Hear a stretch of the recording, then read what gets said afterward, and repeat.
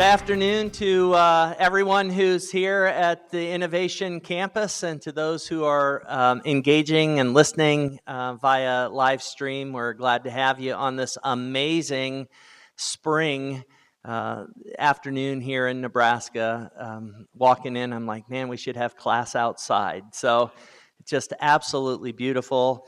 Welcome, I'm Mike Boehm, and I have the esteemed privilege and honor of serving as the Vice Chancellor, the Harlan Vice Chancellor for the Institute of Agriculture and Natural Resources at the University of Nebraska-Lincoln, and also as Vice President for Ag and Natural Resources. It's a long title there. But the main event today is a Heuermann lecture. Somebody asked prior to kicking off, we do typically 3 Heuermann lectures each season.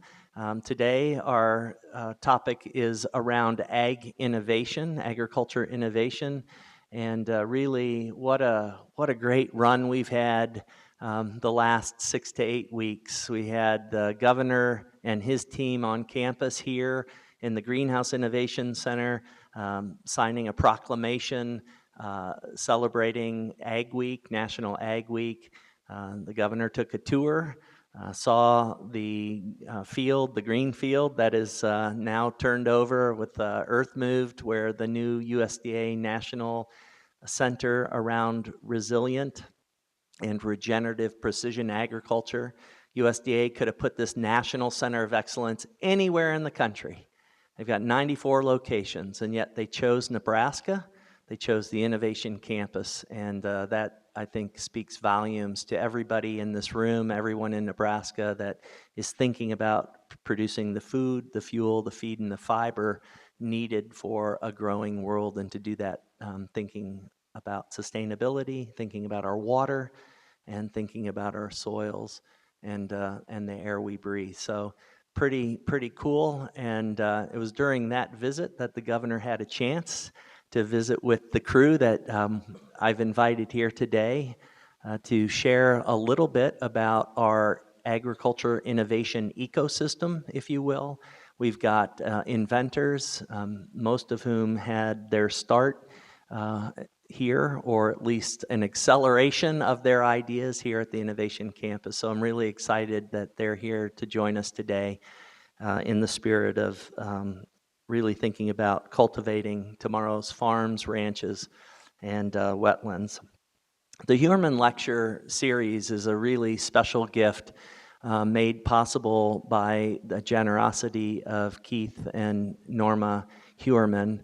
It really was an endowment that allows us to bring in speakers that we might not normally see in these parts, and they have just been such wonderful partners. Ronnie Green, nice to have you here, Ronnie, and Dan Duncan. Ronnie and I were chatting. Keith he's 98 years old, and just an incredible story, and a humble, smart human who is all about ag innovation. So Keith wasn't able to be here with us today, at least not in person. Maybe he's listening online. So today's lecture, we've got pretty straightforward format. I'm going to introduce 3 keynote speakers. Each will say a little bit from their perspective on our ag innovation ecosystem, and then they will introduce our inventors, our entrepreneurs, our innovators. They'll each give a pitch, an overview of where they're at. Their companies are incredible. You've read about them, you've heard about them. They are national award winners in all kinds of competition, and honestly, really the anchor of what we do here. So without further ado, let me introduce Josh Demers. Josh, if you could wave to the group. There you go. Josh is a program manager for The Combine, which is really run out of Invest Nebraska and has a lot of partners. He's had a really interesting and unique journey that blends grit and innovation and community spirit. He comes from a farming background, and he really, in his own career, had an opportunity to express his entrepreneurial gene by being a part of the Angler Agribusiness Entrepreneurship Program. And I'd be remiss if I didn't just say thanks to the late Paul Angler, another giant in agriculture who passed away, who made the Angler Entrepreneurship Program possible. Josh, when he was with Angler and still today, founded what's called Prepare Insurance, an insurance technology company, and today he not only oversees Prepare Insurance, but also actively engages in building, learning, and exploring the realms of startups and philosophy. Josh's passion for community and Nebraska startup scene shines through his work as the director of the Combine. Next up, Mike Young. Mike, thanks for being here. Mike is co-founder and managing partner of Grit Road Partners. Grit Road Partners is a driving force, and Mike is a driving force of really thinking about how we help entrepreneurs advance their ideas through investment. Since the early 2020, Mike has focused on investing seed capital in high-growth ag tech startups, some of which are going to be highlighted today, aiming really to solve Midwest producer problems, so meeting farmers, ranchers, community members in rural America where they are and identifying and making connections with folks who can provide solutions. Through strategic partnerships with Invest Nebraska and other industry leaders, Grit Road Ag Venture has become a front runner in the ag tech space. Mike's vision to establish Nebraska Midwest as a global ag tech hub is supported by his extensive, and I mean a couple of decades of experience at Burlington Capital, where he was responsible for expanding ag investments on a global level. And last but not least, Ben Williamson. Ben, thanks. Ben is principal and general counsel at Invest Nebraska and co-founder and managing director for Grit Road Partner. Ben's career is distinguished through a path of both legal and financial proficiency, and Ben at heart is an entrepreneur. Ben earned his BS in finance with a minor in economics here from the University of Nebraska-Lincoln before graduating with distinction from the University of Nebraska College of Law. Ben's entrepreneurial drive led him to co-own a gym in Omaha before joining Invest Nebraska in 2017. With a passion for both business and law, Ben brings unique perspectives to both of his roles in the Combine, Invest Nebraska, and Grit Road Partners, really contributing to the growth of our ag innovation ecosystem. And just a last little note to keep folks in your thoughts and prayers. Dan Hoffman was going to join us today, but Dan lost his dad last week, and the funeral was today. So if you could just keep Dan and his family in your prayers, that would be awesome. So without further ado, Josh, I'll pass the mic off to you. Or you can pass it off to Ben or Mike, and I'll have a mic. Thanks, Mike. Yeah.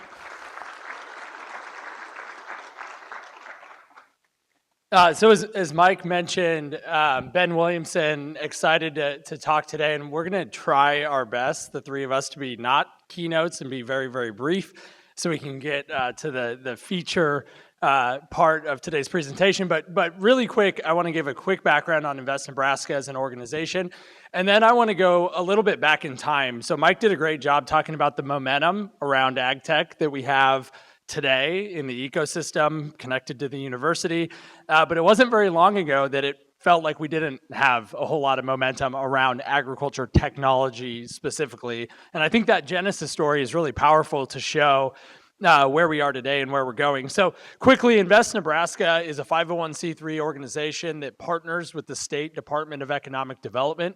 We've partnered with the state since 2001 when we were created, but really became relevant in 2011 when the state legislated a program called the Business Innovation Act.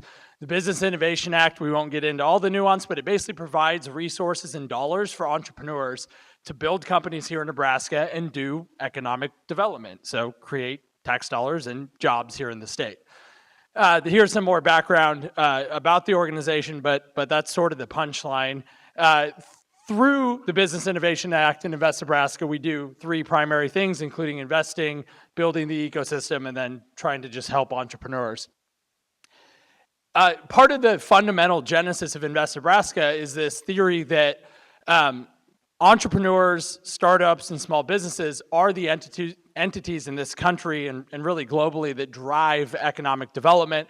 That's a little bit of a counterpunch to the prevailing wisdom for the last couple of decades that you should have big tax incentive programs to recruit big companies to come to your state.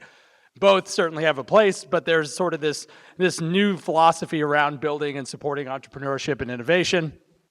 The last thing before I tell some of the history, this is a nice graphic to just show progress around technology and innovation and entrepreneurship in the state. If you look at the bottom, we were tied with Puerto Rico, Alaska, and Mississippi in terms of venture capital dollars going into our state. Those are cool places, but not where you want to be on a list of 50 states.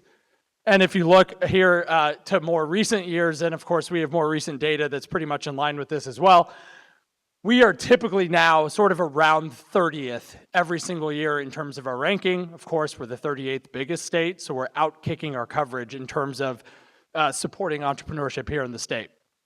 I mentioned the Business Innovation Act. That program's been tremendously successful, both from investing in startups, but also providing grants. And we can certainly talk more about that. But first, I want to give a little background on the Combine and try not to steal Josh's thunder. But I started at Invest Nebraska in 2017. In late 2018, early 2019, we were doing what many entrepreneurs do, which is this kind of SWOT analysis. I think a lot of people have heard that acronym, right? Analyzing our business opportunity as Invest Nebraska, but also as the state. And the painful, glaring, obvious opportunity, or you could call it a weakness, but we called it an opportunity, was ag tech. In fact, in the first 8 years of Invest Nebraska, we made this many ag tech investments. In 8 years, 3.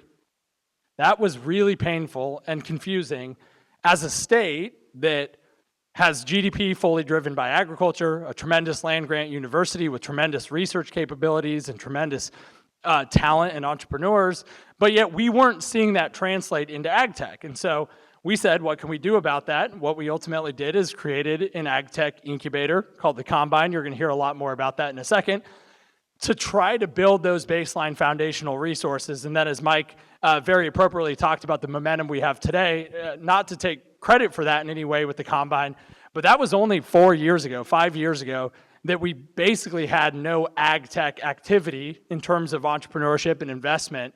And today, now we're one of the leading states.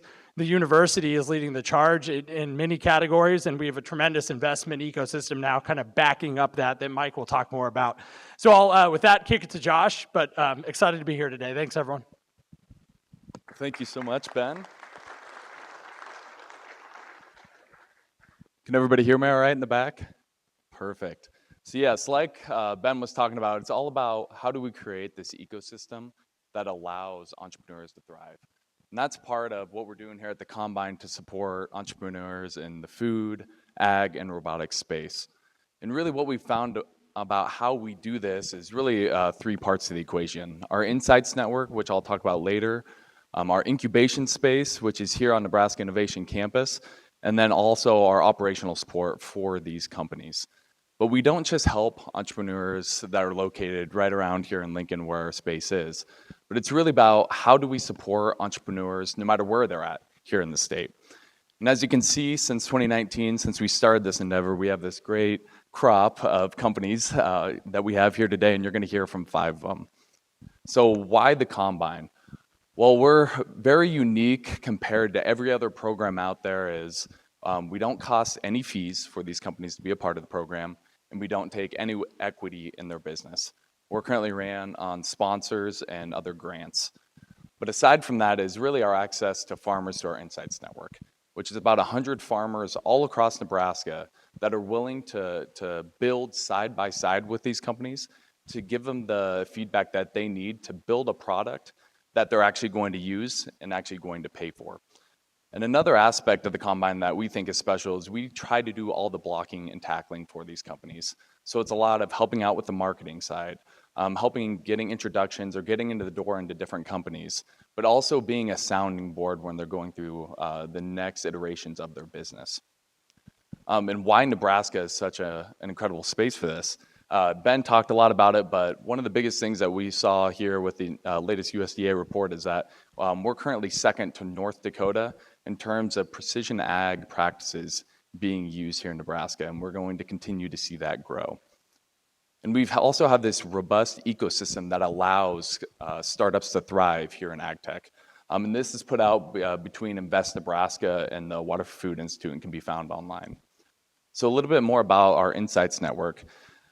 They're meeting with these companies right at those earliest stages to build out that MVP and then continuing to grow with them. And they're located all across the state of Nebraska. And the reason being for this is no matter where a company is building, we want to have producers right next to them that they can go and talk to get that feedback right away.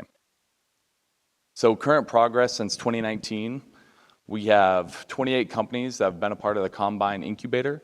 Last year, they created 60 full-time jobs, 46 internships. They've raised $16 million in venture capital and also acquired about $6 million in grants, which is non-dilutive funding.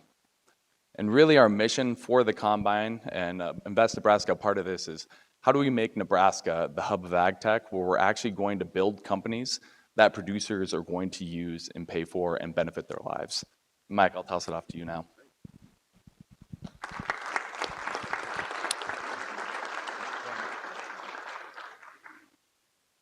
Thanks, Josh. Thanks, Ben. Good afternoon, everybody. Thanks for having me. My name is Mike Young. As Mr. Boehm introduced, I'm the managing partner, at Grit Road Partners. Native to Omaha, Nebraska, born and raised. As Mike mentioned, I was with a company, Burlington Capital, this may have been 20 years. And I oversaw Burlington's international ag business line of work.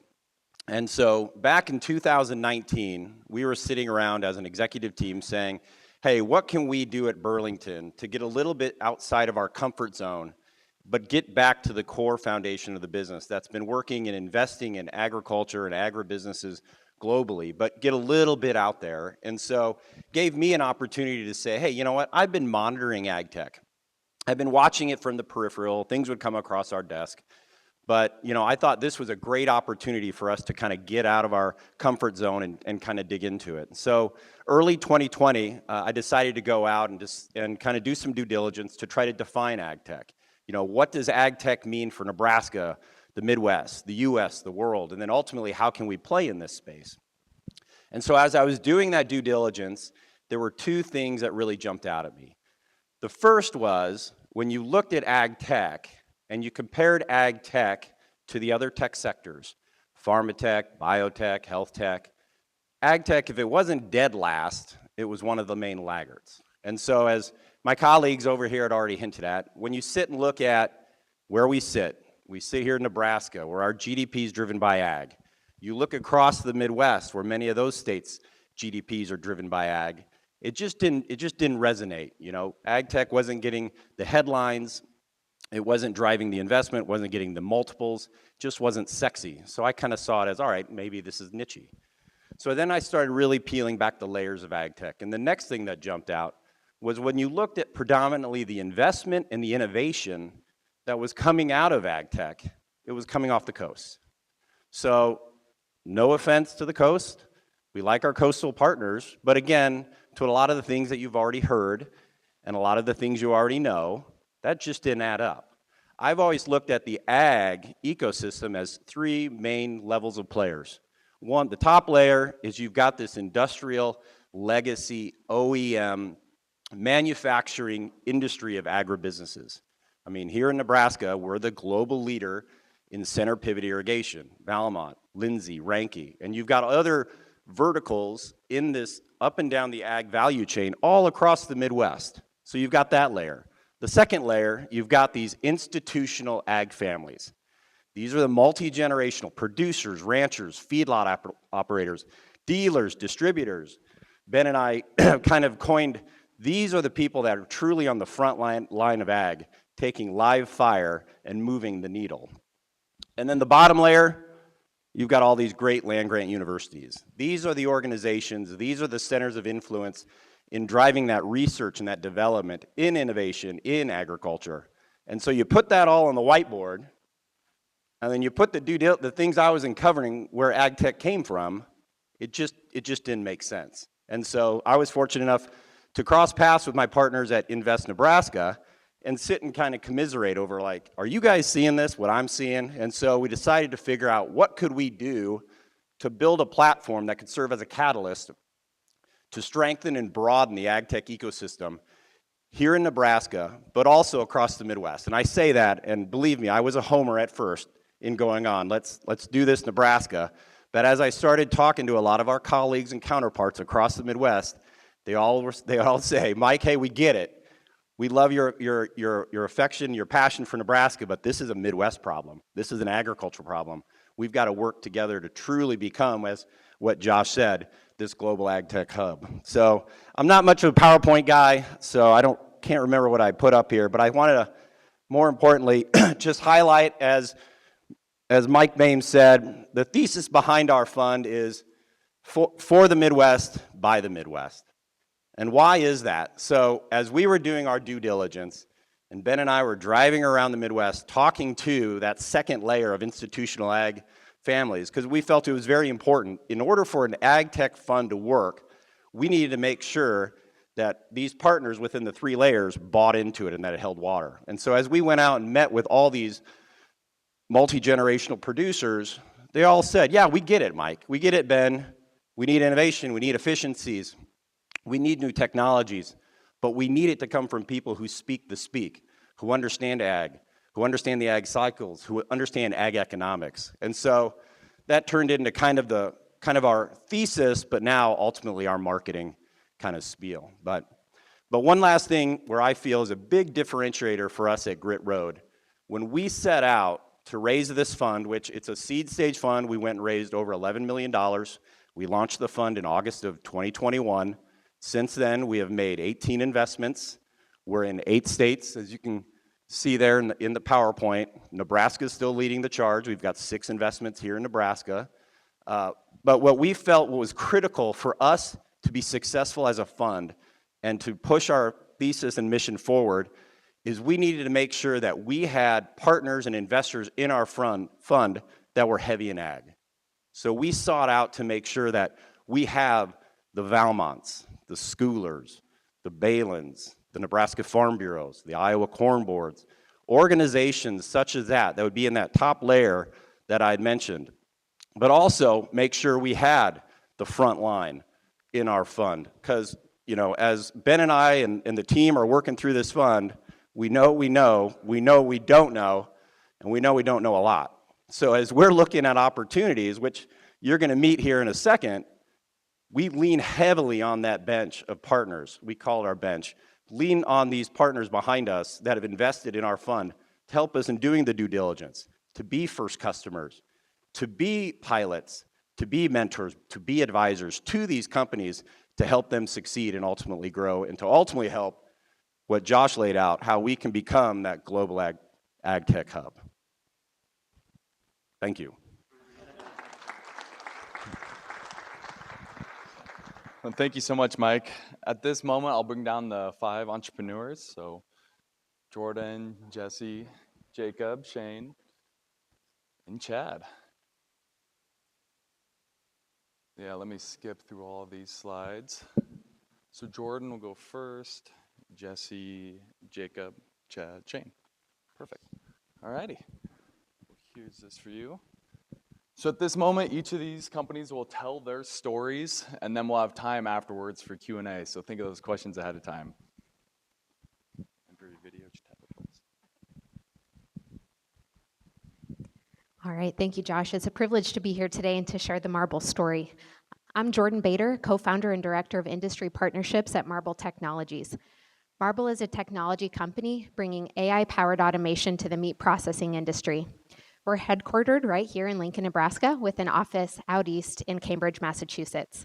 Our team brings together a mashup of experts, from meat scientists who can ground our technology and solutions in the realities and constraints of our customers, to a multidisciplined engineering team, from mechanical and controls engineers all the way to computer vision and software engineering. Our team collectively is bringing intelligent, turnkey, and data-driven solutions to the meat industry. The meat processing industry is an underserved legacy industry. It's highly labor-intensive, and in fact, processing beef and pork carcasses looks about the same today as it did 50 years ago. Marble is set out to really leap this industry forward by leveraging the power of artificial intelligence and machine learning to help automate processes so that in 10 years from now, we're able to produce this country and world's meat supply and protein with 50% of the effort. So how are we going to do that?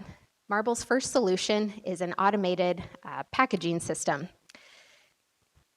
Today in meat processing plants, sides of beef or pork are cut into smaller pieces of meat, placed into a plastic bag, and then go through a rotary vacuum chamber. They then all dump onto a centralized conveyor where about 30 people in large processing facilities are tasked with identifying their piece of meat. They grab it off the conveyor, place it into a box. Once that box is filled, they slap a label onto it that says this is a box of briskets, and then they push about a 60-pound box onto a conveyor where it then goes into their inventory system. It's extremely repetitive work, and this is what these individuals do all day long. So with the Marble system, we automate that process by utilizing computer vision, artificial intelligence to identify these unlabeled vacuum-sealed cuts of meat and then direct those products into a sort station for that to be boxed and sent away into inventory. So I'll give you a little glimpse of what that looks like today, of what our product looks like today. For context, in these facilities, our system picks up after these products are vacuum sealed.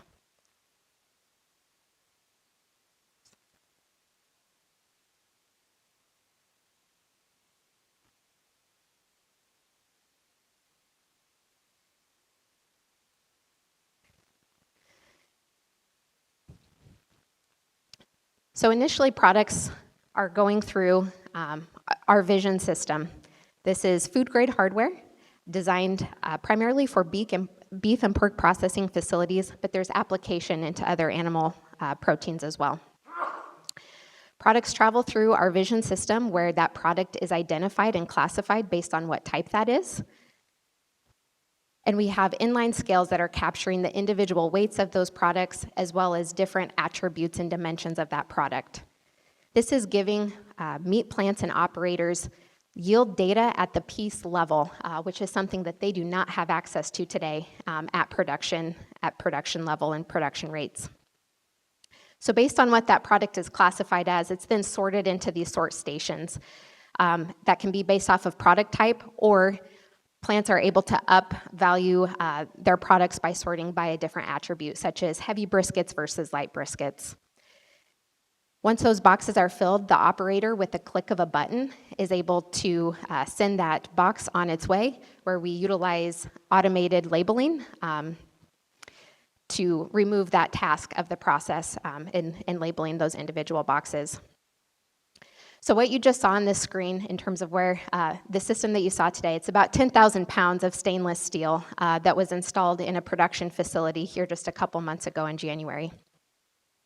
This system is doubling the efficiency of operators, making the process more ergonomic while providing data insights and analytics to our customers. So Marble's approach to the solutions that we're building is really built off of artificial intelligence. We believe that to move the needle in any significant way for this industry to adopt this type of technology and automation, it has to be able to handle the unique constraints of these facilities. Meat products are extremely variable in their size and their shape. It lacks consistency not only in the product, but also in that process. Artificial intelligence is really that missing puzzle piece that is critical to be able to bring industrial automation into the meat processing facility. And while that's a critical component, we don't lose sight of how important the other elements of our system is, including that advanced software that orchestrates those actions of getting a product from one point to another, and the food-grade hardware that provides that muscle to get product from point A to point B. This has proven to be just as important and perhaps just as challenging from a mechanical engineering and hardware standpoint to meet the environmental and customer constraints. These are legacy plants that have very limited space in their layout to bring this type of technology into their facilities. The technology has to be able to withstand daily sanitation of high hot pressure water and chemicals every night, and it also has to be able to get installed in 48 hours and turned on to begin sorting when production starts the next day. For all of those reasons, Marble's approach at this stage with this cutting edge technology has to really bring all of this in-house to provide a full stack solution, not only in building this technology, but supporting that as we take that out into the field to really gain our customers' trust as we deploy this cutting edge technology. So where we are today, about late 2021, so in about 24 months, Marble took this system from a lab prototype where we demonstrated proof of concept of this technology to about 24 months later, reaching one of our biggest milestones to date in installing our first commercial product or system in a meatpacking plant just down the road in Omaha, Nebraska. So we've got pork and beef customers, primary pork processors in the pipeline, and we're currently working on building an assembling a system that will be taken out to California. That's about 4 times the amount of hardware as you just saw in that video. So when we sit back and think about there's a million things that have gone right for Marble in the course of the last 3 years that has allowed us to move as far as we have, as fast as we have. But when I sit back and step out of the day-to-day grind of innovation and entrepreneurial life, I really reflect that one of the key factors to our success thus far as a company has truly been being in the heartland of agriculture. And to echo everything that we've heard here today, there is truly no better place in this country to be an entrepreneur or a scientist that cares and wants to contribute to the food and the ag innovation space. From a product development standpoint, having proximity and access to our customer has been the key monumental game changer for our company to iterate quickly on our product development, to understand their challenges, and to ensure that our solutions are really achieving that product market fit. Beyond that, too, we wouldn't be where we are today without the exceptional team that we have on staff, both here in Nebraska as well as in our Cambridge, Massachusetts office. We recruit heavily out of the university ecosystem and surrounding community colleges, and we would not be where we are today without our amazing and talented team. So I appreciate all the work being done today to continue to build this ecosystem. I hope that in the next several years, there's multiple companies doing what you'll hear this team doing today because of the work being done by Grit Road and Invest Nebraska and The Combine. And it's truly a privilege to be part of that ecosystem.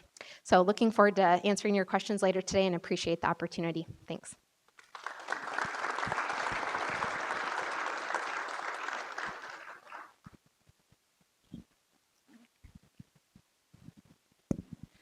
Okay, I guess I'm next up. I'm Jessie Cornick. I'm co-founder and CEO of Nave Analytics, and we are working to make sure that the correct amount of water is applied to every acre in irrigated row crop production. So this is no secret. We're kind of facing a water crisis, both urban, agriculture, freshwater. Water needs to be managed, and that will only become more and more important as we continue to go. So, we've heard stories about reservoirs being at all-time lows, irrigation pivots needing to either be decommissioned or decrease size. The amount of water that's being used in agriculture is astonishing. And there's a lot of ways that we can help drive efficiency there. So that is why we started Nave Analytics. And what we're doing there is bringing several different siloed sources of data. So we use satellite signals, weather data, data from the fields, bring all that data together, add in crop modeling about what's happening above ground, hydrology modeling about how water moves through the soil profile. And from there, we're able to generate a complete picture of water on a field. So everywhere from what's being evaporated, what's being received through rainfall irrigation, what the crop is using, kind of creating this entire picture that can then be used to help make efficient irrigation decisions. And I need to change that verbiage because we can now help with pre-planting planting decisions as well. So we're looking at field conditions leading up to planting, so identifying when might be the best time to actually plant a field to get the best start. as well as in-season metrics looking at the crop water use, the soil moisture content, drought potential, leaching potential, all these different pieces of information that can then be used by the decision maker to make a very efficient decision. We're in 2024, we should be doing better than turning a pivot on because our neighbor did, right? So all of that comes back to having the good information to be able to make that decision from. So we have 3 different kind of customer branches that we are pursuing at this time. The first one being through a SaaS option, so a web app that we work with farmers and agronomists primarily to go on and look at field information. The second one is an integrated option where if a company already has a platform with a group of customers, we can just get our data visualizing in their platform. We don't need to have another login to go look at. And then the third option is just being a data provider. We are producing new streams of data that haven't been available, and we think that there are a lot of other companies that could also benefit, whether there's other companies looking at irrigation metrics or drought risk or different things like that, that our information can be useful for. Oh, bounce forward there. So we're a 3-person co-founding team. Myself, my background's agronomy. I've been working in ag research and working with farmers and agronomists for most of my career. Val Kowalski is a geospatial remote sensing scientist, so he is the one of the big brain that knows what to do with the satellite signals. And then Bradley Greggs, our CEO, has done background with GIS, remote sensing stuff, meteorology, as well as product development, portfolio management, so he really helps drive the direction of the company as well. So that is just a quick overview of what we do. We have done testing over the last 2 years, primarily across Nebraska, Illinois, and then this past winter we had the opportunity to be on about 12,000 acres in Brazil and Argentina testing our data sets. And then this season we're open for commercial, so actively out there trying to find farmers and agronomists and other companies that want to look at our information.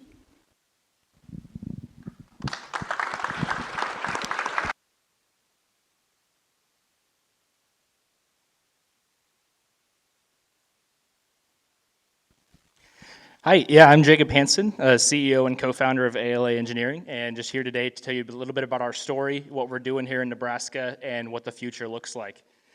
So just a little bit of background on us. My co-founders have been working on designing a better feed truck for more than 2 decades. They've been building feed trucks and already have an extensive partner network of feedlots. They've been mostly focused on truck reinforcement and upfitting, but even back in 2008, they actually implemented an electric feed truck design that just never made it to production. So there's a long history with my 2 co-founders in the feedlot space, and we're just really taking this to the next step and designing a better feedlot truck and better ways to manage labor shortages. So we were founded in 2019. Agriculture Leveraging Automation is what ALA stands for, between Vince Olick, Austin Olick, and myself. Our sole purpose is to develop this driverless feed truck that the main 2 points that we're solving are for labor shortages and rising costs across the industry. So labor shortages, we all know that qualified labor is hard to find and employee retention is difficult. So even if you can find employees, you're not holding on to them long enough for them to be qualified labor. This leaves unfilled openings and skill gaps. And these skill gaps are a really big problem in the feed truck industry because you're dealing with very large, expensive equipment, and you're very sensitive to issues on accuracy of delivering feed. When feed is as expensive as it is, 3 to 5 pounds on every pen adds up a lot in larger operations. We're also solving for rising costs. This qualified labor is expensive, and these are your best employees that are stuck in a feed truck all day. So feed is expensive, needs to be distributed properly, your best employees are stuck in the feed truck, and at the same time, equipment and fuel costs are rising as well. Unqualified labor also compounds this with increased costs to feed as they're distributing the wrong amounts of feed or distributing unevenly along a bunk, causing nutritional disadvantages, as well as they're less fuel efficient and cause higher equipment costs as they're harder on equipment, they ride the brakes more, so on and so forth. We've worked on this project over the years and gone through multiple iterations, working towards the end goal of full autonomy. So we started with a driver information system, which is a lot like what a lot of people are putting on the market today, where we were just getting more information in usable form in front of the driver. They could see what pen they're at, make sure they have the right ration on board, and actually watch their feed output speed versus the ground speed and try to match those two to get as even of a distribution as possible. That was really the first iteration that let us get down a lot of our core competencies in the actual feed weighing in motion, which is one of the big problems that we had to solve in the early stages. Next stage was ADOS, where we were actually controlling throttle, brake, and then the mixer or delivery box controls. At this stage, the driver was still actually steering the vehicle and in charge for all e-stop. So if something came in front of the vehicle, the driver had to be the one to disengage the system. We have now moved on to full autonomy, where we're actually in testing today with fully driverless automation in feedlots in western Nebraska. So I want to introduce Alan, the ALA Navigator. Alan represents the compute, sensors, and software stack that comprises our vehicle and is the driver or the navigator of our autonomous vehicles fleet. Alan operates on each vehicle in edge compute, meaning we're not reliant on cloud resources for actual processing of sensor information, but rather only for command and control. So there's 4 big parts to Alan. One sees the big picture. So we have a redundant sensor suite perceiving the surrounding environment with different levels of sensors for visibility through all weather conditions. So really high resolution sensors like cameras are much more easily obscured by weather conditions. Come one step down to LiDAR that can see through a lot more weather conditions with slightly lower accuracy. And then you go down even further into like radar sensors, where you have very good performance through all weather conditions, but very low resolution. These sensors are fused to provide 360-degree views around the vehicle.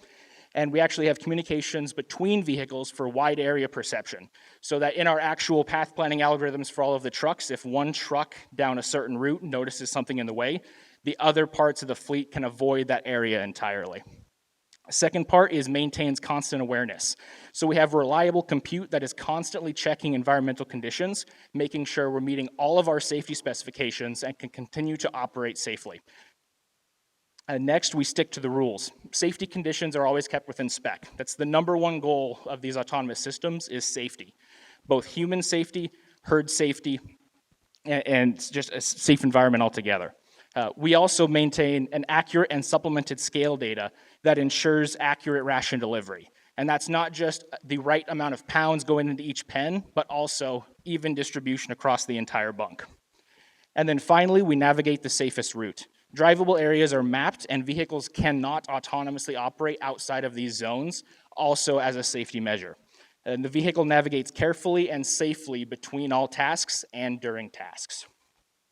So that's Alan, the software behind it. I also want to introduce the All-Star, which is our custom feed truck.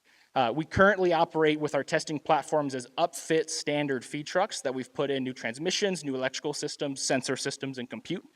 But we are currently in development with the All-Star, which will be the world's first ground-up hydraulic-based feed truck. So these are designed, engineered, and will be built in Nebraska. So when you combine these two, the result we get is more efficient trucks with longer lifespans due to hydrostatic operation and lower maintenance costs as well. We redeploy qualified labor out from driving feed trucks and back into maximizing herd health. We increase safety, both for the humans and the herd. We reduce overall production cost, and that all adds up to more sustainable U.S. beef production, which is good for all of us. So that's kind of an introduction on ALA engineering and who we are. Looking forward to answering any questions later.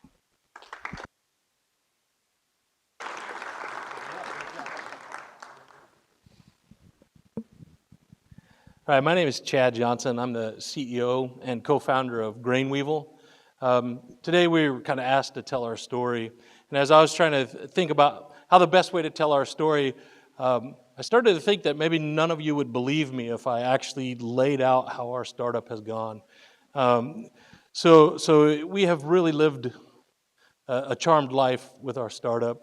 If you were going to start a startup, write a story for a movie script, you'd find maybe the most influential farm family in the United States that has served on corn boards and soybean boards and run conferences and have advised presidents. And you'd find this farm family with a problem, and that farm family would challenge you to solve that problem. And that's exactly what happened to us. And the Honeycutt Farms in Giltner, Nebraska, saw a robot that my son was building, said, man, if you could build something like that, build me one to keep me out of a grain bin. And that's where the challenge started. So now we got built in this massively influential, bright family that's going to challenge us to accomplish these tasks. So it starts off as a dream. And then, probably the best thing that could ever happen to you is that you had all of these resources available to your startup at the exact right time. My son was in college when we started this, and his spring semester of his senior year, we're getting ready to, how are we going to do this? I could barely afford to build our prototypes out of my pocket.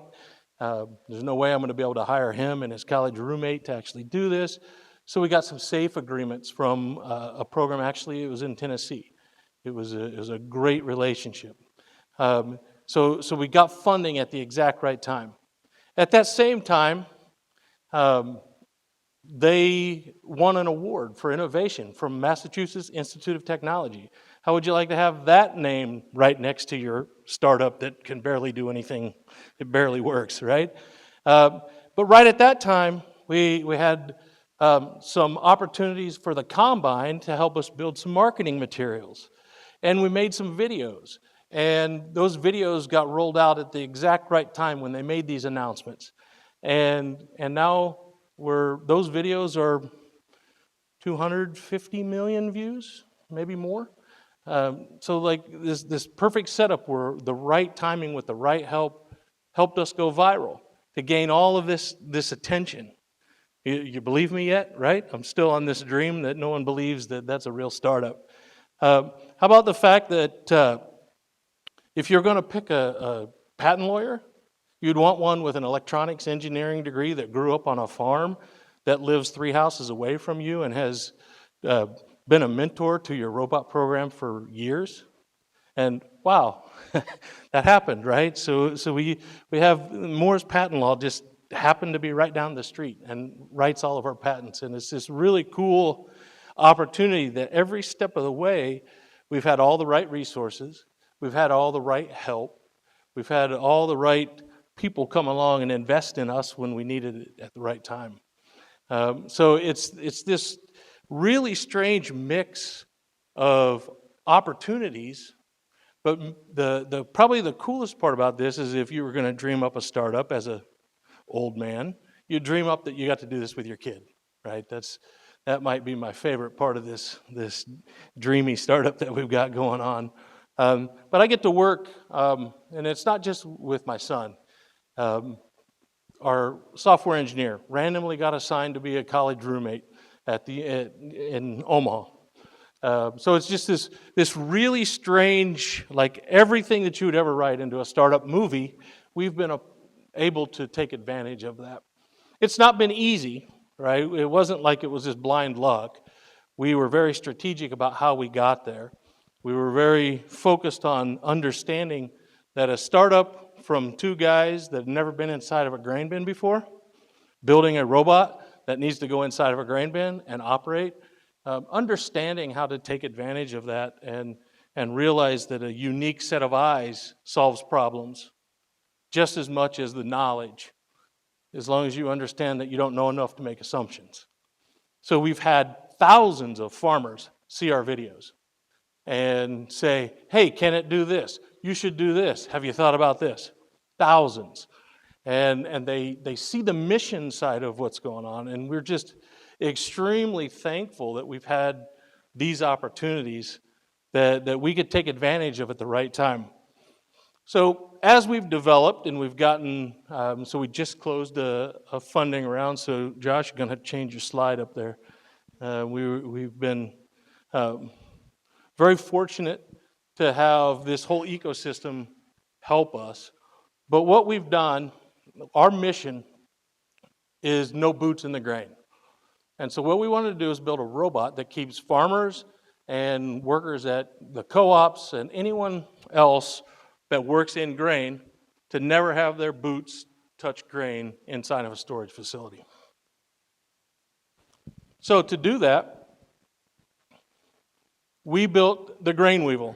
So it is a 50-pound auger-driven robot that goes into facilities, not just operates on the grain, but physically manipulates the grain, breaking up crusts, leveling bridges. Our whole goal, the easiest way to describe what we're doing, is we're a flow bot. Our job is to make airflow and grain flow. And if we can do that, then we can help fundamentally change the way we store grain. A lot of the videos and images that you're seeing now are the reasons that people go into grain bins and the reasons that some don't come out. And it happens way more often than we think, and it's extremely dangerous. So that's the mission side of things. The other aspect of it is, this 30-foot grain bin probably would have lost $5,000 or more because they can't sell the grain that's on top that's crusted. They can't get it out. It's spoiled. We chew it up, spread it out, mix it in. They take it out. The ethanol plant takes it, no big deal. So we're actually changing the way that the finances work as well. It's not just a safety machine. But as you can see, our machine that we've built is a robot. And the grain bins are no place for robots. I mean, they're no place for humans, but they're just disgusting. So it's a much more complicated machine that you can possibly imagine for being so small and 50 pounds. So as we develop more and more, what we're working on is the ability for our robot to do this fully autonomously so that farmers, workers at the co-ops, it's not even grain, every granular material in the world has contacted us because the robot does the same thing on sugar and salt and cement and fertilizer. So the opportunity just continues to grow for us. So I think maybe the most important part of our story and our success of what we've been able to do, being at the right place at the right time, strategically making sure we were at the right place at the right time, and strategically making sure we have the right people around us to help us be successful. And I think that's what this whole story is all about. And I think all of us that are up here, if this was an award show, you'd have to get the hook and pull me off because it'd take me 35 or 40 minutes just to thank everybody that's made an impact on our company. So, I mean, that is really our story. We're getting close. We're getting close to getting those robots out, and we're doing services, making a difference. There's been 15 or 20 grain bins that we've been in that human beings would have went in and had an opportunity to not come out. And so we're starting that mission, but we still got a long way to go, and we're still very hopeful that we'll have the right people to help us to get the rest of the way. Thank you.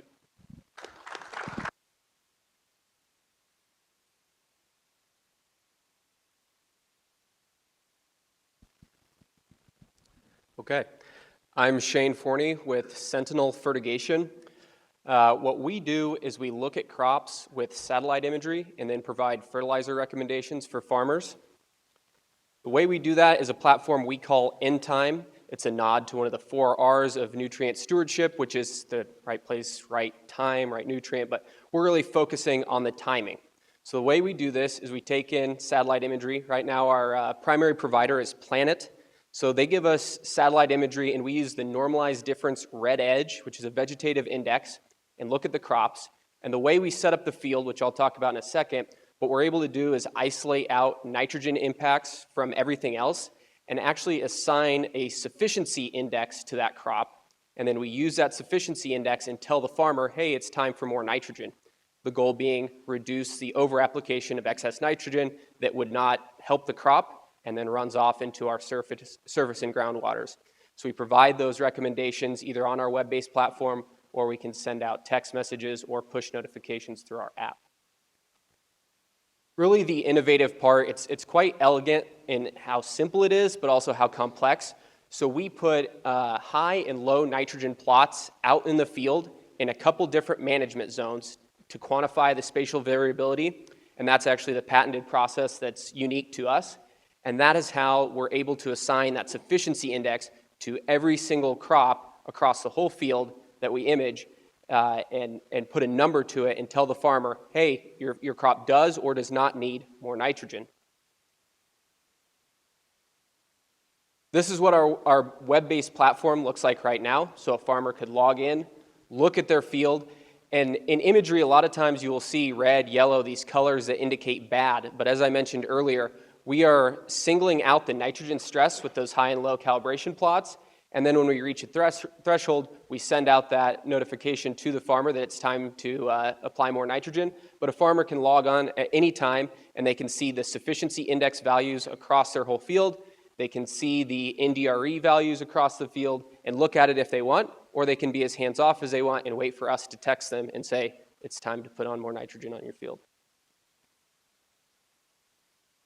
Here's the impact. So we were started out of university research. We've only been 2 commercial growing seasons, and out of just those 2 seasons of 2022 and 2023, we've saved 1.25 million pounds of synthetic fertilizer from being applied to crops that didn't need it. And what that does is that puts $2.76 million back in farmers' pockets instead of being spread across the fields and washed down the waterways.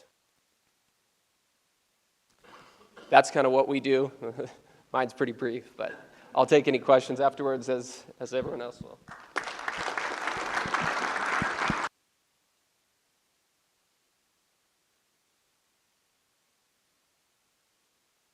Perfect. Well, as you can tell, it's pretty easy to celebrate these entrepreneurs and the things that they're building. We have about 30 minutes before the reception, so if there's any questions from the audience for us, or for these 5 and also for Ben and Mike, feel free, we can get you a mic.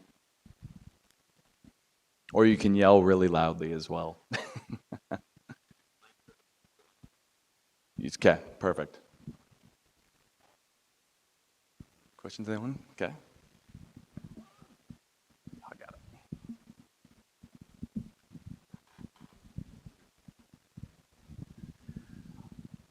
In this modern era of people talking about climate change and environmental stuff, and the beef industry, it almost seems counterintuitive what you're doing because you're trying to develop products to help enhance the beef industry, which I'm all about. But how do you answer then the critics, the people that say we need to reduce our beef consumption and reduce the beef footprint?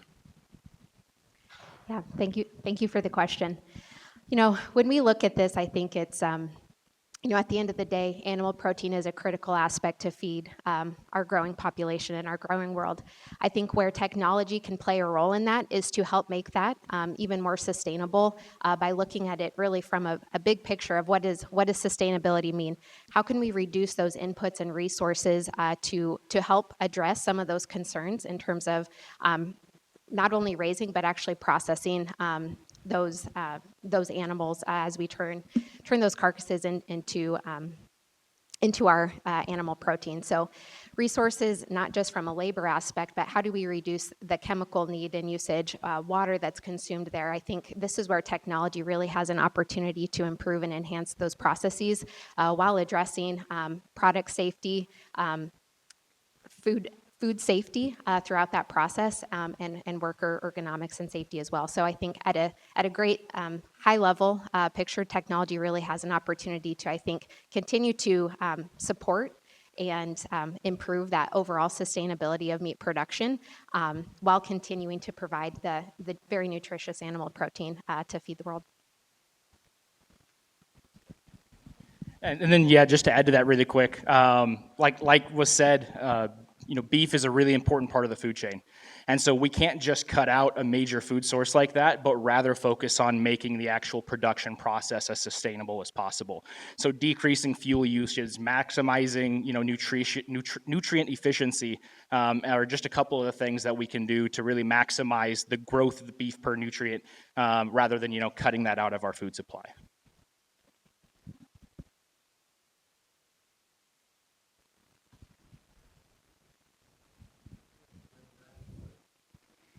Thanks for the great presentation, and congratulations to you all on taking the risk and then for all the progress that you've made in helping to advance the ecosystem. I'm curious, things are on a great trajectory, but if you could change one thing or you could add something to the ecosystem that could help us go from where we're at to maybe sort of the next level, what would that be?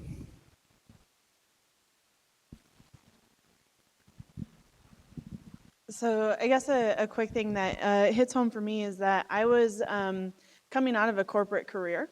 And so that's a big jump to come out of a really comfy corporate job to start a company. I'm mature in my career. I have a mortgage and children and all those things. I can't just go without a salary. So for us, it was really tricky in the early stages of how do we make that transition. And we were lucky enough to have some very early funds through Invest Nebraska that helped us in that transition. But I think that is a gap that is likely missing. And I think looking at those more corporate people that have industry experience, that have career experience, to try to pull them out to start companies. There's a lot of value in those people, as well as I think we get really heavy sometimes on kids coming out of college and entrepreneurship programs and things like that. There's a lot of experience within corporate that could get pulled into entrepreneurship. One of the pieces that are not necessarily missing, but we haven't gotten to yet, is like the exits, right? As an ecosystem grows, you need some big wins. You need some opportunities. You need these guys to hit a big win, so the rest of us, you have that momentum when the whole ecosystem grows when you get some exits. The hard part about that is a lot of exits in ag tech now are international exits. So how do we continue to ensure that if we do get acquired, we still want a big presence in Nebraska. We still want to be a Midwest company. We still want all of those things that benefit our ecosystem. But man, those big checks, they funnel down into more investments. They funnel down. So we need a couple of big wins. And I mean, I'm volunteering. That'd be great. But I think there's a lot of companies that if you look at the combines starting, I mean, there's some really, really, really cool companies, and I think we're going to get some of those really cool exits. But that's a piece of this ecosystem that I really am looking forward to develop. Just to extrapolate that out, one more thought. To me, from an investor perspective, a lot of this comes back to what I'll call top of the funnel. We need a lot more entrepreneurs that want to solve boring, practical problems in agriculture, to be candid. And a lot of it comes up a couple layers from that. One of the reasons there aren't as many entrepreneurs is there's not a ton of funding. One of the reasons there's not a ton of funding is, one, there's been a lot of failures because a lot of again, we'll pick on the Silicon Valley type companies that have cool technology that's ubiquitous in other industries, but it doesn't work in agriculture. It doesn't solve real problems. It doesn't fit in the value chain. And then also, we haven't seen the big exits. You have some of the big notable ones, the Climate Corporation, which was acquired by Bayer Monsanto in 2013 for $1 billion, maybe $2 billion. It depends who you ask. You have a Granular that was acquired by DuPont. And a lot of these exits have been heralded as failures by those big companies. They didn't produce the outcomes, the revenue, the value creation that they expected. At risk of any Valmont people being in the room, they had a recent exit that was divested after the fact. And so all of those things have a chilling effect. So I think a lot of it comes up to the corporate ag participation around innovation, be willing to do innovation, to work with startups, to acquire companies, and be willing to take those risks. And there hasn't been enough of that, and I think that has this chilling effect that goes down to the capital, and then it goes down to the entrepreneurs. And the problem with all this startup ecosystem stuff is the unit of measurement of progress in entrepreneurship is decades, not years, in terms of ecosystem growth. And that's weird in an industry where a year in entrepreneurship is an eternity for these guys, right? And so again, I think it's all the stakeholders participating, but we need more entrepreneurs at the top of the funnel, need more capital supporting these entrepreneurs, and then we need the corporate participation to acquire companies, to invest in innovation, to partner with startups, because like that all has this like flywheel effect, to be cliche. So I clearly have no thoughts about that question. Thank you. So a technical question for you, Jordan. So you referenced how Marble has the ability to capture a lot of data, right? So I know your initial tool that you're putting in is for sorting fabbed cuts, but you're have the opportunity to measure a lot on those cuts as well. Is it your vision that you'll recreate yield out of that process? And the only thing I'm guessing that wouldn't allow that to happen today is the cut is not the subprimal is not traced back to the animal's ID, right? You want to talk a little bit about that?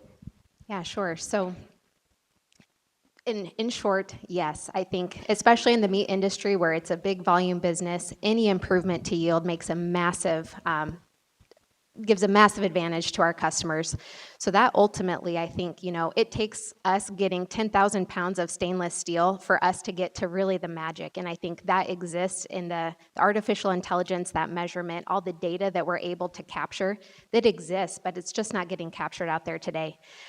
So it takes us getting the hardware in there for us to start to chip away at really providing what we believe and what we hear from customers. There's significant value to be able to better understand what their yield is.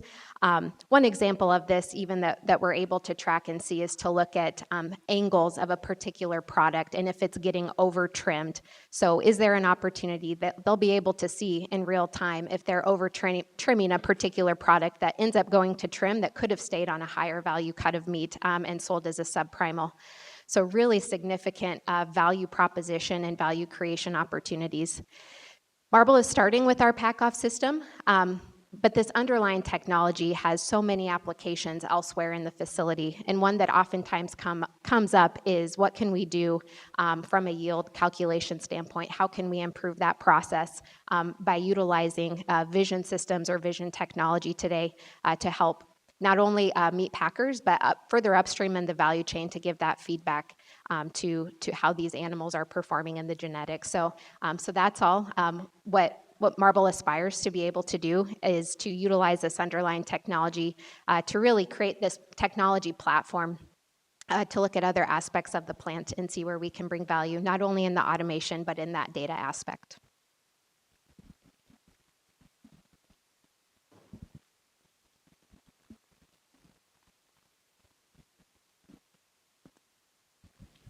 Is it on? Thanks, everyone, for their presentations. Very, very interesting and brings a lot of questions. I could ask a lot. But let me start with this. I'm just curious, you all focused on the technologies and the problems you're trying to solve with the technologies, and rightly so. I mean, it's named Innovations in Ag Technology. I want to have you talk a little more on the mundane things about some of the market research. How did you figure out there was a market for this? How you looked at pricing alternatives and how you did some research in that regard? And then some of the planning or thoughts into bringing your product to market and cost control and some of the business management side of things, not so much the technology side, but more the economics behind it. Give a go at that one. Hopefully this doesn't get too long-winded. So our technology came out of the university. Our founder, Jackson Stanzel, was doing a master's in, what he was doing was flying a drone to schedule fertigation. And so that was a pretty niche part of corn growing. But then the results that they saw was they averaged saving 40 pounds per acre of nitrogen from being applied to the fields. And so when he was done, the folks around were like, these results are too good, for this to just die with your master's project. This has to become a company. So he founded Sentinel Fertigation. So fast forward to the question you asked is now, how do we make this a sustainable business and how do we get through the customer acquisition? And there's a lot of steps, and we actually have really focused on that. So kind of a side subject, my title is called Business Growth Engineer because we literally try to engineer our sales process. The good thing is there's a lot of connections, as we've talked about before. So we reach out to farmers. We say, hey, tell us about your current agricultural practices. How do you do it right now? And then, if we could get over some of those current obstacles, how could we make it better? And so that's been a lot of like phone calls, emails, text messages. That takes a lot of time. It's a big part of customer discovery. But like you said, it's a big part of building the foundation that becomes the business case of our technology. And then, okay, so we've got this market where fertigated acres is what we can address right now. Nebraska, the leader in fertigated acres, or California, depending on the year. So that's our market. How do we get outside of that? So what did we do? We reached out to farmers that don't fertigate. How can we address these other acres? And we fill out try to keep the surveys brief because everyone loves surveys, and try to get some responses back. And okay, now we can engineer our technology to be a little bit better, to be more applicable. And so just from our company, Sentinel Fertigation, we've really tried to actually engineer our sales process. I'm going to push you on that a little bit too, because the majority of you up here have to operate within sort of a distribution channel that's very, as we all know, sort of inherent in ag.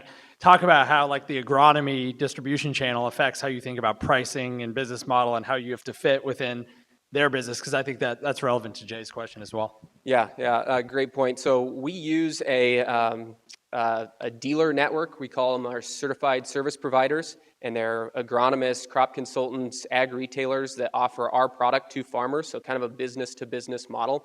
And that's really been kind of a big linchpin of our growth. Is when I started with the company, we had 3 service providers. The second year, I think we had 12, and now we're up to 35 service providers. So that has been just an arduous process of reaching out to agronomists and finding out if their growers operate in kind of with the management practices that fit with us, and then partner with them. And as you mentioned, it is tough. We have to find pricing that works for everybody, because the service provider has to make enough of a margin that they want to spend time working on this and offering it to their customers. So it's got to be expensive enough that it can pay kind of 2 sets of margins, but not so expensive that it's prohibitive. Luckily for us, with our saving 40 pounds per acre of nitrogen, we have a little over a 3 times ROI on the price of our software. So that's been really helpful. But we have actually heard comments where people have said, like, you're too cheap. Can this actually work for $7-8 an acre? Can that really work? So for us, it's been really lucky. But as you mentioned, Ben, our distribution network has been huge for us.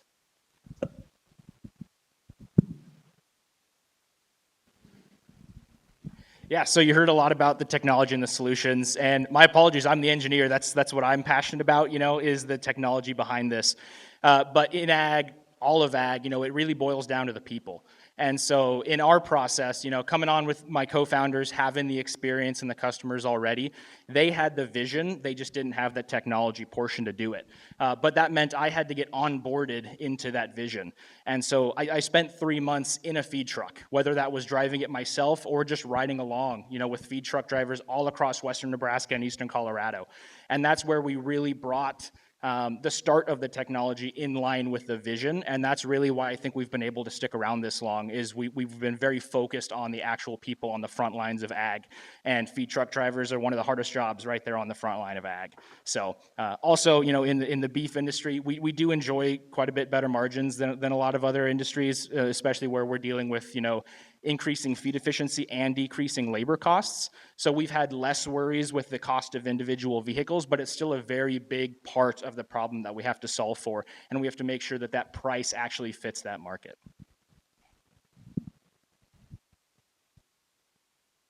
Yeah, so some context on kind of the meat industry. It's a cyclical industry. So, when we first started, it was really on the heels of COVID and really big cash infusion. Our customer was making a lot of money, a lot of investment in innovation and products. So the timing was phenomenal. We were able to get an audience with pretty much any actor in this industry or big player. Really early on, from a customer acquisition standpoint, before we really went out and built the prototype, built the solution, we shopped around a 3D render in the concept and sold the vision, because we knew at the end of it what we needed was a paying customer. And so that's what we did really early on. We validated that technology worked through first an in-lab prototype, and then went and took this technology to the true test, a production line in a wet production facility where it was seeing 13,000 products a day to demonstrate that this was feasible and this was possible. From a pricing standpoint and a cost structure, that continues to be a work in progress. And each chapter of our company, I think it continues to evolve and change.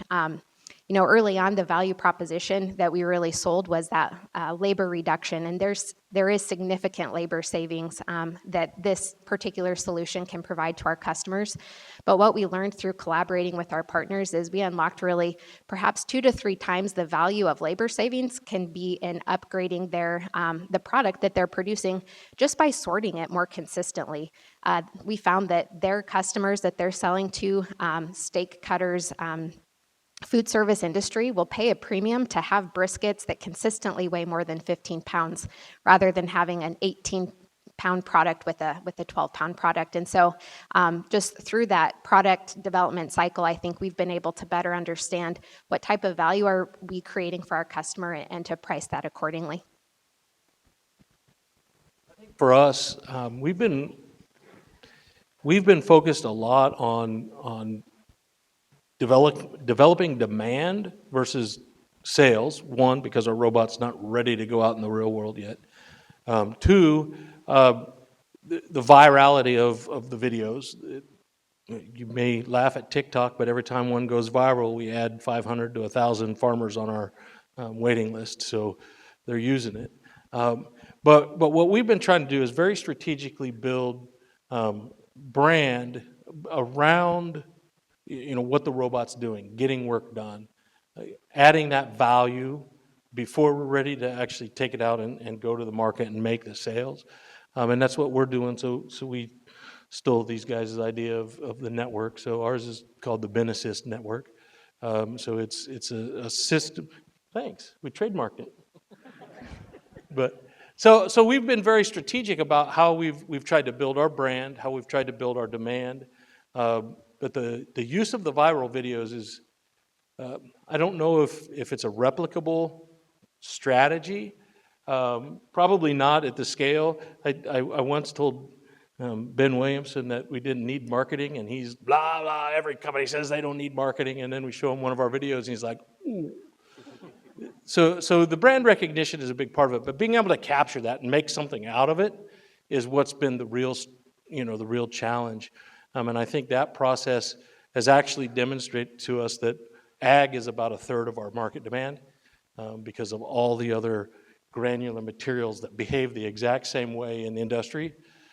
They see the videos, and then they start calling and demand. So being able to capture that, being able to ensure that we're ready for that, I think is a big strategy for us, is prepare before we get to that.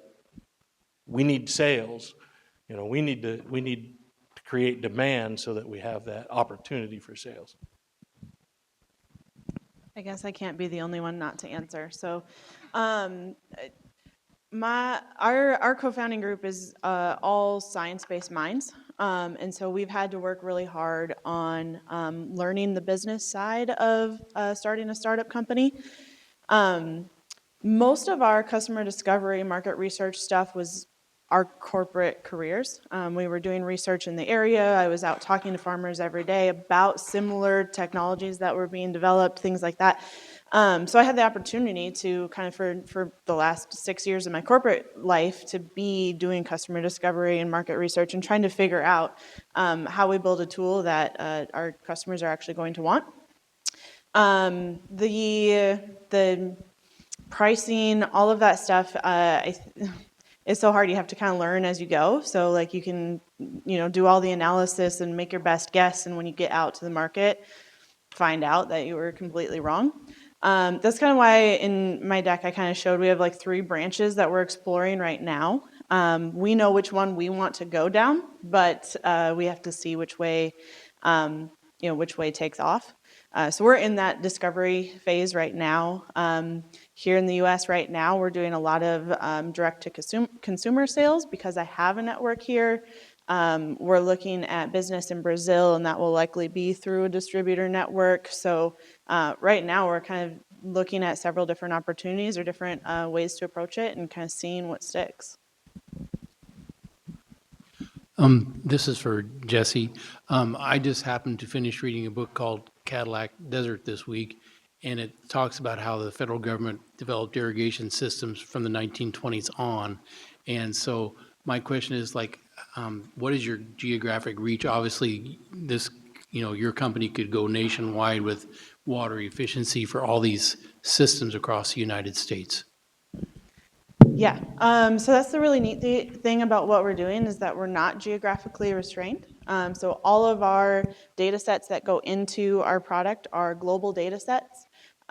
We're a producer of data, so that doesn't require like people on the ground. So yeah, we're looking at global business right away because we can, and that includes all over the U.S. We're pretty heavily focused in Nebraska right now for a lot of reasons. Nebraska irrigation kind of fits hand in hand, but also it's where I've been at, where my network is at, and things like that. So that's why we're starting in Nebraska, but. Yeah, global expansion is one of the benefits of the way that we built our product. We're also looking at opportunities within government agencies, water management agencies, things like that, about how our data sets can help build a system that really rewards farmers for efficient irrigation practices versus getting to the point where we have to start doing restrictions and penalties and things like that. So we're definitely exploring different paths of kind of broader water management as well as down to the field level. I don't know if that answered your question, but. This question's for Jordan. I know you're the product, one of the many success stories of the Engler Agribusiness Entrepreneurship Program. Did we give you the tools that you needed to do to launch this product? Good to see you, Ann. Thank you for the question. Absolutely, I will put a plug in. I was very fortunate to be one of the founding students of the Engler Entrepreneurship Agribusiness Program. And yes, from a tool standpoint, I think perhaps more than the knowledge or the tool base, it's about the relationships and the access to that mentorship. In fact, the director of the program, Tom Field, we affectionately call him the godfather of marble, because around the time in 2020, when there were some supply chain disruptions, particularly in the meat industry, just had some good conversations with him where he really pointed us in this direction that my career prior to that had been focused in the ag tech space, more on the software risk management side. But a number of us were exploring, where can technology make an impact in ag? What's the next thing that we might be interested in working on? And Tom, who's been a great mentor, really led us down this path to look at what opportunities might exist in the meat processing industry. So that continues to be just a phenomenal resource. I think one of the absolute gems of the University of Nebraska system. We look at Engler students are phenomenal to interact with, and having that logo on their resume carries a lot of weight for us as we look to recruit and hire. So that continues to be such a transformative experience, not just during my time in school, but really as a postgraduate and into my career, it continues to be a phenomenal resource through the relationships that I've built as we grow and scale this company. This question is probably more for Jesse and Shane, but maybe a little bit for Jordan, in that you're really trying to find a critical mass and penetration into the producer side. Have you looked at the telescope the other way, where your consumer is really driving the sustainability question and willing to give a higher value to a product to drive the show on the other end, to get producers to that kind of critical mass? I'm just interested, kind of, Jay, you spurred this question for me on that side of the business. Yeah, so we have some plans in our R&D pipeline to develop a score that measures on a field level how efficiently a crop was irrigated, and then hopefully develop a system around that could be used for being able to supply premium for a crop that was grown with a certain level of sustainability, be able to trace that back to large companies, ESG goals and things like that. So it is, it's in the roadmap when funds allow us to develop it. Yeah, that's a big question, so I'll try to keep it brief. But for us, you know, so the environmental aspect of what we're doing is really important, but we are a profit-first company. So if the farmers aren't making money or saving money using our platform, it doesn't go anywhere. So that's really where we've really, again, back to the price question earlier, we're trying to hone in on that price to make sure that it makes sense for growers to adopt our technology. Like I mentioned earlier, where we've been priced at for the last 2 years, we've been about a 3.2 return on investment. So if farmers use our technology, they'll save about 3 times that much in fertilizer costs without negatively impacting yield. So that really has been a driver for us. And there's been some other kind of tangential outcomes of that. You know, the National Corn Growers Association puts on their limited nitrogen class of the high yield competition, and the farm operation that won that this past year used our platform to manage their nitrogen, which is great to get that award. But then when we give them a report that says we saved them a couple $100,000 of nitrogen that they didn't need, that's exactly what drives our adoption. So yeah, we're really looking at making sure that we're increasing the per acre profitability. Partial profitability is what we measure our success on. So dollars spent to produce a bushel of grain. So we really do try to get granular like that, and that helps us sell from that end, as well as then when we do try to bring on a new service provider, we try to build that business case with them. Like, hey, if you have 10,000 acres and you get on 5,000 acres, you know, this is how much money you can make, and this is about the time that it takes. And so we really try to be business forward. I don't know if that exactly answers your question, but that's a huge focus for Sentinel Fertigation at least. Hi, this has been, did you want to go ahead and answer that? Sorry. Okay. This has been wonderful. Thank you all for being here today. My question is probably not a shocker to a lot of you on the political government relations side. Looking at what we hear a lot of times that or adopters of your technology, that current producers, barriers that they're facing, at least in the eyes of policymakers. Usually we hear, you know, it's everything from broadband, internet access, connectivity to cost.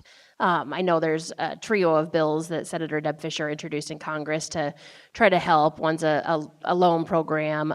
The others are based on connectivity and trying to increase access. Bipartisan bills. They're excellent. What other barriers do you all see that is preventing producers right now from adopting these types of technologies? And are there other things that policymakers could do to help or should not do to cause harm? Thank you. In the robotics space, and especially the autonomous vehicle space, clarification on regulations is really the next step that policymakers can take to really make producers comfortable taking on these new technologies and implementing into their yards. We do everything we can to target automotive grade safety cases, but really the regulations are not clear and need a lot of clarification on more like the construction, ag, that side of the business. Ag tech moves faster than policy, whether it's regulations on our safety guidelines, whether it's, how are you going to tax these automated trucks versus, the electric vehicles. I mean, there's all these things and I think that's part of this whole ecosystem is that the policies, the thought processes around driving our economic development through innovation means having, the fast lanes, right? Having the Autobahn so the innovation can go at the pace of innovation and not be bogged down by the policies and practices. And I think that's kind of all of us. We want to run, we want to go, we want to move fast, and I think we're doing a good job of giving us paths. Now let's do a good job of letting us accelerate and not have those barriers. So I have a little bit of an indirect answer and then a more direct answer.